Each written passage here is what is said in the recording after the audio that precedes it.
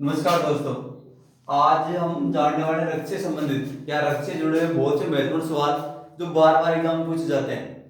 Board की कक्षाओं में बहुत ज्यादा बार रिपीट होते हैं और अन्य जो कंपटीशन एग्जाम है उसके अंदर भी ये सवाल बार बार पूछे जाते हैं। तो देखो कौन कौन से सवाल हैं। सबसे पहला सवाल आता है कि रक्त का पीएच मान कितना होता है। अपनी जो पीएच स्केल होती है उसके अंदर रक्त का पीएच मान होता है 7.4। रक्त का पीएच मान होता है 7.4। और दूसरा जो सवाल है वो है रक्त की प्रकृति, यानी कि रक्त की प्रकृति किस प्रकार से पदार्थ है उसको प्रकृति के आधार पर अलग अलग भागों में बांट सकते हैं, या तो उसको अम्लीय बोल सकते हैं, भाई अम्ल की प्रकृति है उसकी, या फिर उसकी प्रकृति क्षारीय है। तो रक्त का पीएच मान 7.4 होने के कारण, यानी कि 7 से अधिक इसका पीएच मान होने के कारण इसकी प्रकृति है वह क्षारीय। तो रक्त की प्रकृति होती है क्षारीय। उसके बाद कौन सा आरबीसी का अन्य नाम, आरबीसी का जो अन्य नाम है वो है एरिथ्रोसाइट। एरिथ्रोसाइट इसको कहा जाता है।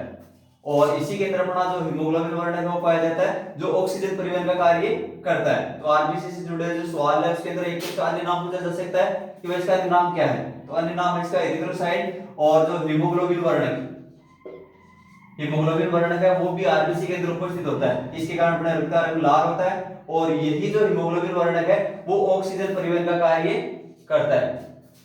उसके बाद पूछा था डब्ल्यूबीसी का अन्य नाम। तो डब्ल्यूबीसी को कहा जाता है ल्यूकोसाइट।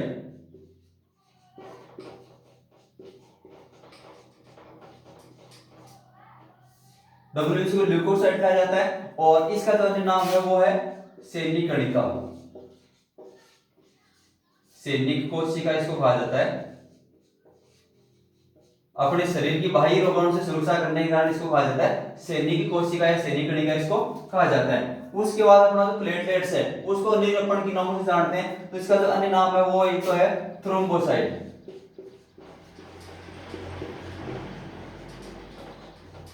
थ्रोम्बोसाइट को कहा जाता है। और प्लस में एक नाम और है जो है उसका बिंबाणु। बिंबाणु भी अपना जो प्लेटलेट्स है इसको कहा जाता है। और इसका कार्य है रक्त का थक्का जमाना। रक्त का थक्का जमा कर क्या करता है, रक्त को रोक देता है। उसके बाद हम बात करते हैं रक्त बैंक, यानी कि अपने शरीर का, मानव शरीर का रक्त बैंक को किसको कहा जाता है। तो मानव शरीर का जो रक्त बैंक है वो कहा जाता है कलिहा को। रक्त बैंक है ये कहा जाता है कलिहा को, पलिहा। और इंग्लिश में बोलते हैं इसको स्प्लीन। स्प्लीन है, प्लीहा है, इसको रक्त बैंक कहा जाता है। उसके बाद वयस्क जो मानव है उसके अंदर रक्त कितना होता है। तो वयस्क मानव उसके अंदर रक्त होता है 5.5 से 6 लीटर। 5.5 से 6 लीटर रक्त एक वयस्क मनुष्य के अंदर होता है। उसके बाद सैनिक कणिका के नाम से जाना जाता है तो वो है अपने डब्ल्यूबीसी या व्हाइट ब्लड सेल्स। उसके बाद सर्वाधिक दाता वर्ग, यानी कि जो सभी को रक्त दे सके तो वो है अपना ओ वर्ग। ओ वर्ग का जो व्यक्ति वो सभी को रक्त दे सकता है तो इस कारण इसको सर्वाधिक दाता कहा जाता है। उसके बाद बात आती है सर्वाधिक ग्राही वर्ग की। तो सर्वाधिक जो ग्राही वर्ग है वो है एबी। एबी वर्ग का व्यक्ति वो सभी से रक्त ले सकता है और ओ वर्ग का जो व्यक्ति वो सबको रक्त दे सकता है। इस कारण से सर्वाधिक दाता या यूनिवर्सल डोनर कहा जाता है। और ये सर्वाधिक ग्राही सबसे रक्त ले सकता है एबी वर्ग।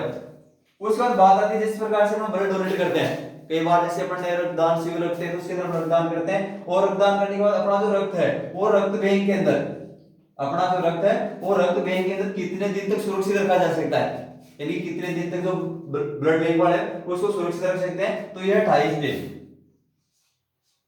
लगभग 28 दिन तक अपना जो रक्त है वो रक्त बैंक के अंदर सुरक्षित रखा जा सकता है। उसके बाद इससे आगे हाँ अगला जो अपना सवाल है, यानी कि रक्त को अपने रक्त बैंक में रख लिया 28 दिन तक। तो 28 दिन तक खराब होने से बचाने के लिए इसके अंदर एक पदार्थ मिलाया जाता है। रक्त को खराब होने से बचाने के लिए उसके अंदर सोडियम सिट्रेट, सोडियम सिट्रेट नाम का एक पदार्थ होता है उसको मिलाया जाता है। और उसको मिला देने से अपना जो रक्त है वो खराब नहीं होता, यानी कि 28 दिन तक वो रक्त बैंक के अंदर सुरक्षित रहेगा। उसके बाद रक्त वर्ग की खोज करता, यानी कि जो रक्त वर्ग है आपने देखा था कल 4 प्रकार का रक्त वर्ग ए बी एबी और ओ।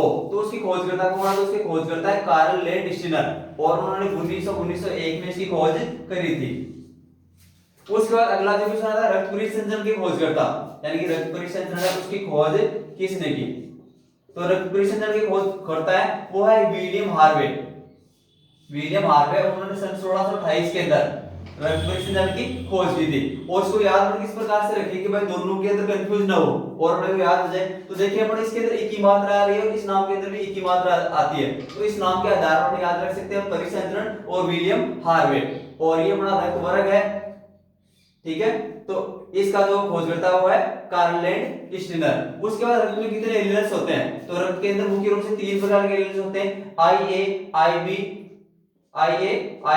IO या I।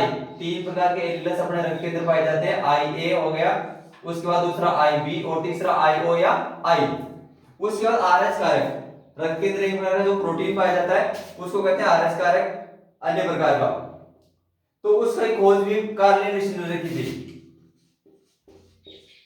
आरएच जो फैक्टर है आरएच कारक है उसके खोजकर्ता भी कार्लेंड स्टीनर है। और किसके अंदर खोजा गया था, तो ये खोजा गया था मक्का के रिसेस बंदर में। मक्का के अंदर बंदर की प्रजाति जिसका नाम है रिसेस बंदर, उसके अंदर सबसे पहले इसकी खोज की गई थी। इस कारण इसको आरएच फैक्टर कहा जाता है। रक्तदाब किस में मापा जाता है, अगला अपना सवाल है रक्तदाब किस में मापा जाता है। तो रक्तदाब मापने की जो इकाई है या जो यंत्र होता है उसका नाम है स्पेक्ट्रोमेनोमीटर। स्पेक्ट्रोमेनोमीटर उसके माध्यम से अपना रक्तदाब मापा जाता है और ये इसको रक्तचाप मापी भी कहा जाता है। रक्तचाप मापी के माध्यम से रक्त का मापन करते हैं। और सामान्य व्यक्ति में जो रक्तदाब होता है वो 120/80, अधिकतम 180 और न्यूनतम 120 तो हो गया अधिकतम और 80 है एकदम न्यूनतम। mmHg जो पारा का होता है उसके अंदर मापा जाता है। तो ये थे अपने रक्त से जुड़े हुए महत्वपूर्ण क्वेश्चन जो बार-बार के एग्जाम पूछे जाते हैं। और उम्मीद करता हूं कि आपको सवाल अच्छे लगे होंगे। इसी के साथ धन्यवाद।